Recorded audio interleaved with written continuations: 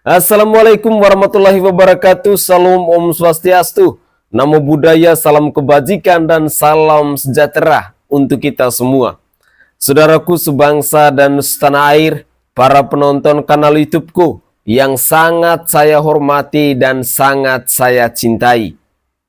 Heboh di media sosial ketika Bapak Anies Rashid Baswedan bersama Bapak Muhaimin Iskandar tidak mau menerima kekalahan dalam pemilu 2024 ini.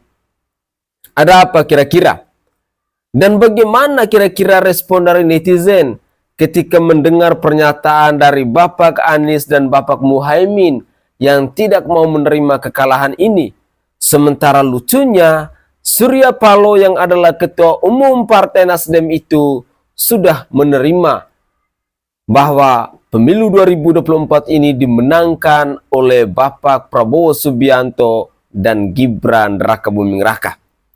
Untuk lebih jelasnya saya ingin mengajak pemirsa sekalian, mari kita menyimak komentar-komentar ngakak dari netizen terkait dengan pernyataan dari Bapak Anies Rashid Baswedan dan Bapak Muhaimin Iskandar berikut ini. Selamat menyaksikan. Akhirnya saudara-saudara, posisi juara satu tidak bergeser ke kiri dan ke kanan. Dari 164 juta yang memilih Bapak Prabowo sebagai presiden itu ada sekitar 96 juta. Anies ada sekitar 42 juta. Dan juga si Anjar itu ada sekitar 27 juta. Jauh ya. Aduh. Makanya dari awal aku sudah katakan, terapkan ilmu badi. Makin berisik, makin merunduk dia. Makin rendah hati, itulah 02. Coba lihat yang suaranya paling kecil. Ilmunya ilmu token, makin kecil angkanya makin ribut suaranya.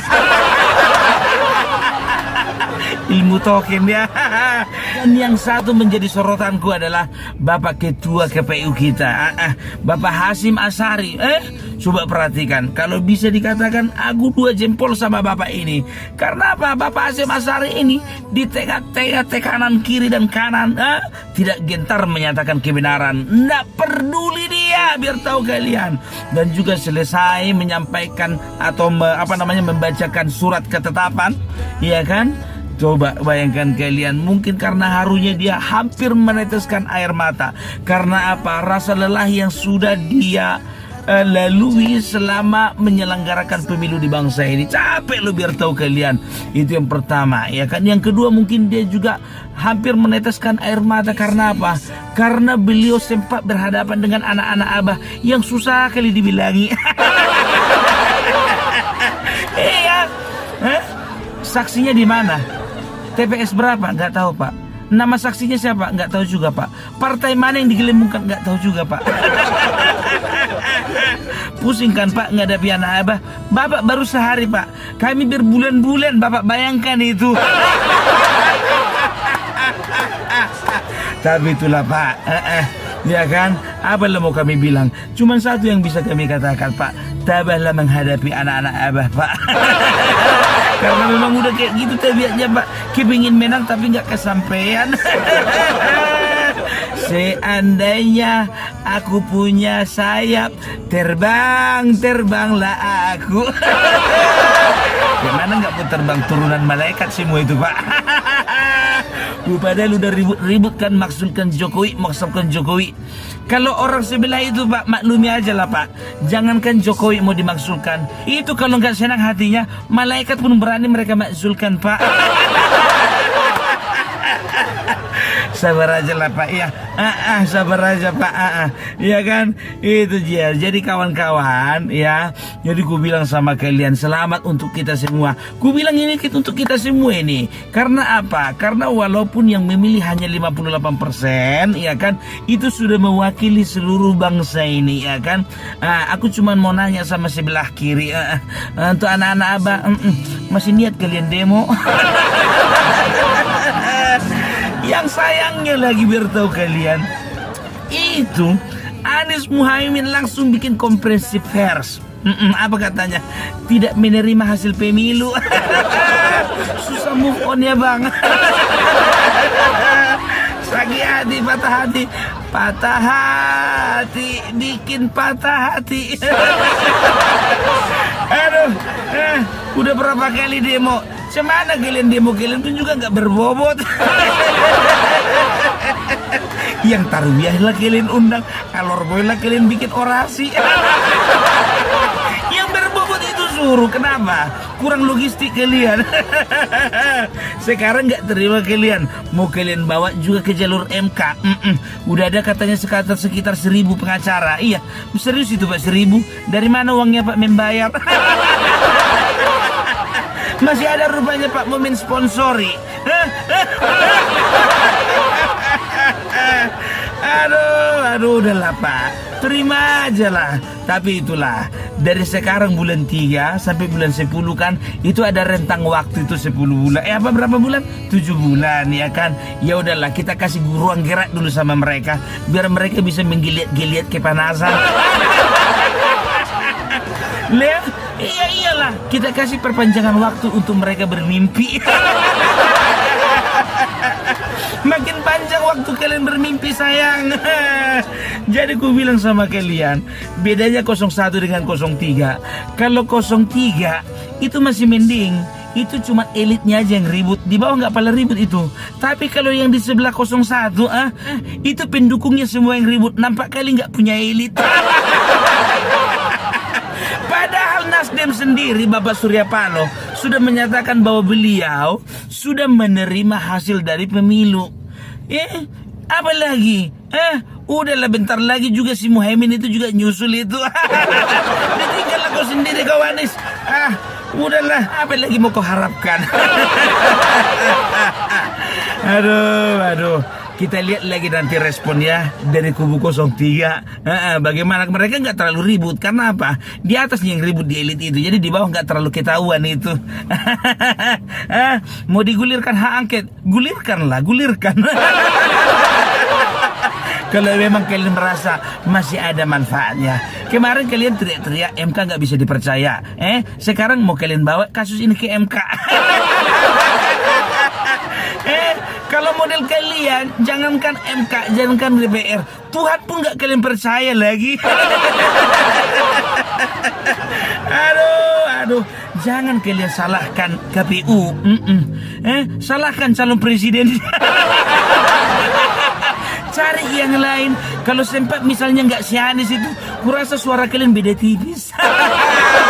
Ini pula yang kayak gitu pula modelnya kalian bikin. Tapi ya udahlah, udah berlalunya itu semua. Saranku, nggak usah kalian perpanjang lagi demo-demo itu. Nggak ada yang dengar. Karena demo kalian itu hanya dianggap sebagai angin malam. Angin malam ngerti kalian kan? Berhembus angin malam, put. Mencekam.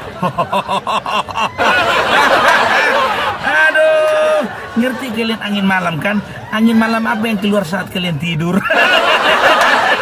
Nggak perlu kuperpanjang lagi. Itu namanya mutut. Seperti itulah demo kalian, nggak dianggap. Tapi kalau mau kalian bikin demo, bikinlah. Kalau perlu seminggu 3 kali. Biar rutin gitu loh. Tarhilala bisa membuka lapangan kerja baru. Dan juga untuk yang demo itu bikin surat kontraknya. Urus BPJS-nya, dan juga asuransi tenaga kerja. Jangan cuma asal demo gitu loh ya. Jadi untuk Pak Ganjar, Pak, cuma satu Pak permohonanku Pak, jangan lupa ya Pak, ditebus itu jasnya Pak. Lumayan Pak. Mana tuh Bapak diundang untuk pelantikan nanti Bapak Prabowo ya. Itu kalau Bapak mau menyalahkan, jangan salahkan kami Pak, jangan salahkan rakyat Pak, salahkan itu hadiah Nabi Tupulu. Gara-gara beliau Bapak terpaksa menjahit jas. Oke Pak, semangat terus Pak. Pantang mundur. Bisa tahun ini Pak, kita coba lagi 5 tahun lagi Pak. Nggak bisa 5 tahun lagi, kita coba Pak 20 tahun lagi. Oke, selamat pagi Por TV. Salam Parbelak, salam NKRI. NKRI harga mati. Oke guys, itu adalah komentar dari Opung Parbelak. Dalam cuplikan video ini kita mendengar bahwa Surya Paloh sendiri sudah menerima kemenangan dari Bapak Prabowo Subianto dan Gibran Rakabuming Raka. Saya melihat bahwa Surya Paloh hari ini dia sudah berjalan sendiri. Tidak lagi sibuk untuk mengurusi Anies Rashid Baswedan dan Bapak Muhaimin Iskandar. Padahal Partai Nasdem ini adalah partai pengusung dari Bapak Anies Rashid Baswedan dan Bapak Muhaimin Iskandar. Dan yang menarik lagi, Bapak Surya Paloh pun sudah bertemu dengan Bapak Prabowo Subianto. Sementara di sisi lain, kita melihat bahwa Anies Rashid Baswedan bersama Bapak Muhaimin Iskandar ini sedang menyusun strategi untuk mengajukan beberapa bukti kecurangan, mengajukan beberapa hal yang mereka temui selama pemilu 2024 ini ke Mahkamah Konstitusi. Artinya bahwa yang dukung dengan apa yang dilakukan oleh paket Amin ini tinggal dua partai, yakni Partai PKB dan Partai PKS. Sedih? Mungkin iya. Apakah Surya Paloh memang mau menunjukkan kepada rakyat Indonesia bahwa dirinya memang pelin-pelan dan lain sebagainya? Ataukah Surya Paloh mau menunjukkan kepada bangsa Indonesia bahwa beliau adalah negarawan sejati dan lain sebagainya? Penilaian itu tergantung dari kita rakyat Indonesia yang melihat dari sisi mana hal-hal yang ditempuh atau yang dilakukan oleh seorang Surya Paloh. Tapi bagi saya secara pribadi, rasanya sih agak nek ketika Anies Rashid Baswedan dan Muhaimin Iskandar sedang berjuang melawan kecurangan pemilu di tahun 2024 ke Mahkamah Konstitusi, tetapi Surya Paloh sudah meninggalkan mereka dan sudah menerima kemenangan dari Bapak Prabowo Subianto dan Gibran Rakabuming Raka. Dibilang agak lain, mungkin iya. Dibilang bahwa Surya Paloh mau menyelamatkan dirinya dan partainya, mungkin juga iya. Itulah yang namanya politik. Semuanya pasti demi kepentingan. Mari kita lanjutkan lagi. Sudah diumumkan oleh KPU siapa yang menang? Iya ya, pantas aja ketua KPU si Hashim itu cuma sebutkan jumlah angka-angkanya ya. Nih contoh perolehan 01 katanya 40.971.906. Jadi 24%, 95, 24,95% kalau dipresentasikan. Nah 02 96.214.691. Wow, 58,59%. 03 27.940.878 itu 16,47%. Kalau dipresentasikan yang katanya sah 100%, tuh lihat tuh. 100% bro, 100%, 101%. Apaan itu? 101%. Apaan tuh? Nih, ini bukan hal kecil lagi, ini suatu hal yang besar. Ini jadi tanda tanya. Kenapa? Ini secara global nggak beres. Mau main curang tapi tak pernah rapi, nggak beres. Bismillahirrahmanirrahim. KPU sudah buat keputusan. 02 menang. Saatnya hak angket segera dijalankan. Insya Allah itu akan membuat rakyat kian tahu seperti apa kualitas pemilu kita. Terima kasih. KPU umumkan pemenang, wajar jika masih ada ketidakpuasan, sebab tak mudah menerima kekalahan. Namun presiden baru telah terpilih, jangan lagi kita berselisih. Kini pemilu telah usai, meninggalkan sejuta cerita yang akan dikenang sepanjang waktu. Baik dan buruk, sejarah akan mencatat. Cerita perjuangan Pak Anies dengan semangat perubahannya, Pak Prabowo dengan hati dan semangat pengabdiannya, dan Pak Ganjar dengan semangat visi lugasnya. Ya, hasil resmi rekapitulasi KPU memang tidak jauh berbeda dari prediksi hasil quick count. Pasangan Prabowo Gibran menang mutlak di angka 58%, sementara PDI menjadi raja parlemen dengan suara terbanyak disusul Golkar. Namun kita juga tidak boleh tutup mata, pelanggaran DKPP hingga data Sirekap menjadi catatan kontroversi mewarnai perjalanan KPU pemilu kali ini. Karena alasan ini, isu sengketa masih terus menanti. Di satu sisi, banyak pihak menilai gugatan di MK akan mustahil dikabulkan melihat jumlah pemilih Pak Prabowo yang begitu dominan. Namun opsi hak angket masih membuka peluang dan hingga kini terus disuarakan. Momentum baru saja dimulai. Perjalanan Indonesia masih jauh dari kata selesai. Sayang, jika dihabiskan dengan kelahi. Semoga mereka yang terpilih menjalankan amanah sebaik-baiknya, sehormat-hormatnya. Gimana menurut kalian? Debat tetap pakai adab. Imam Mahdi muncul di akhir zaman, salah. Imam Mahdi muncul pas nyapres. Ada Imam Mahdi di Indonesia, bisa mengguncangkan langit. Kami menggoyangkan langit.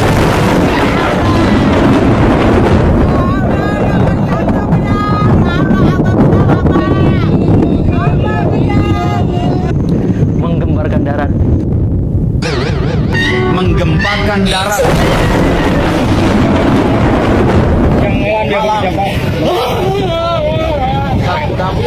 Dan menggelorakan samudera. Menggelorakan samudera. Kami tidak butuh makan gratis. Kami tidak butuh susu gratis, Pak.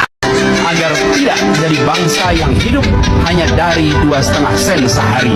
Kami bangsa yang rela bekerja keras demi pembelian cita-cita. Jadi bisul ketimbang jadi pengangguran, yang kan pura-pura bahagia. Tumpahkan setumpah-tumpahnya versi quick count. Imam Mahdi Indonesia.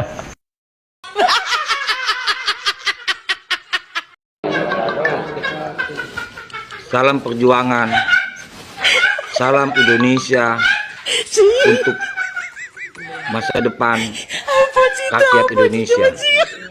Kami dari Gerakan 1000 Masyarakat Sipil Selamatkan Demokrasi Indonesia tolak kenaikan BBM, tolak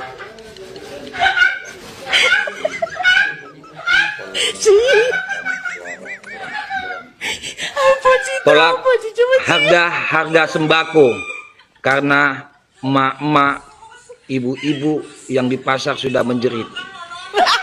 Dan lawan kejahatan pemilu,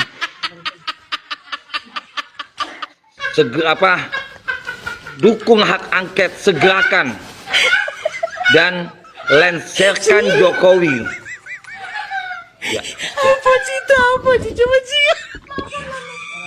Ya. Gua nggak mau marah-marah, nggak mau pakai emosi karena ini bulan puasa. Gua cuman sedikit menjelaskan supaya lo semua lebih paham. Itu pun kalau mau paham, kalau nggak juga nggak masalah, ya. Ini bukan tentang Pak Prabowo yang menang, ini bukan tentang Pak Prabowo yang mendapatkan hasil paling tinggi, ini bukan tentang tragedi 98, ini bukan tentang KPU yang sudah menghitung hasil pemilu dengan berbagai macam cara. Bahkan diulang pun sudah di beberapa daerah, ya. Ini tentang seorang Anies Baswedan yang harus banget menang, yang harus banget jadi presiden di mata kalian. Tidak mau tahu berbagai macam cara, apapun caranya tetap Anies harus menang. Itu setelah gue telusuri itu seperti itu mau kalian. Saya nggak paham ini kalian tuh maunya apa, ya. Tinggal di negara yang sama di Indonesia tapi tingkahnya tuh kayak arogan banget, kayak nggak punya sesuatu, yang kayak negatif semua gitu, nggak ada baik-baiknya gitu. Sudah tahu hasilnya seperti ini, bahkan orang-orang penting sudah turun tangan, bahkan pertemuan sampai semua saksi pun udah dipanggil, masih nggak mau menerima, masih nggak mengerti dan nggak mau paham. Ini antara kalian itu mau jihad atau mau rusuh di Indonesia gitu loh. Saya rasa kalau jihad nggak akan seperti itu kok. Jihad itu ada caranya, ada tata caranya, ada maksud tertentunya. Ini mah kagak. Ini cuman orang-orang yang emosi karena hasilnya tidak sesuai harapan, gitu loh. Seperti kalian inilah yang demo. Bahkan ini puasa pun masih demo. puasa masih demo loh, bayangin aja. Ini mah saran aja, ini saran dari saya untuk kalian semua ya, anak-anaknya Pak Anies ya, pendukung Pak Anies, ini cuma saran aja. Kalau kalian nggak mau menerima dengan hasil pemilu ini, tetap nggak mau menerima, tetap nggak ikhlas, pergi cari negara sendiri. Pergi dari Indonesia, cari negara sendiri, bikin sebuah kenegaraan di sono. Bebas mau bikin KTP angin, KTP kentut, KTP apapun itu hak kalian, bebas. Karena negara kalian gitu loh.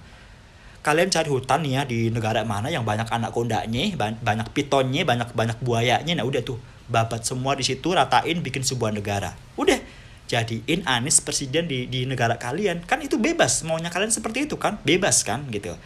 Jadi kalau saran saya nih, kalau nggak terima, tetap nggak mau menerima, nggak mau menyadari itu, pergi dari Indonesia. Jangan rusuh di sini ya, bikin enak. Astagfirullahaladzim, ya Allah, puasa jangan marah-marah, nggak emosi, udah tahan. Karena gini, nggak kelar-kelar. Kalian ini maunya Indonesia maju, tapi tingkah pola kalian begitu nggak habis-habis, nggak akan kelar-kelar. Makanya negara lain pun sampai geleng-geleng kepala. Karena apa? Tahun ini tuh pemilunya kacau banget, karena calonnya model-model kayak abah kalian ini. Sudah nggak tahu terima kasih, nggak tahu balas budi, gigit orang yang udah ngebantuin. Bahkan beberapa bukti udah dikeluarin pun masih menyangkal gitu lah. Ini maunya bagaimana sekarang? Gue mau tanya. Ini udah puasa loh, mau lebaran loh, masih mau pada demo terus gitu. Mending nyari takjil sono. Nyari takjil, daripada takjilnya hilang jam 3 sore, udah sono nyari takjil deh sono.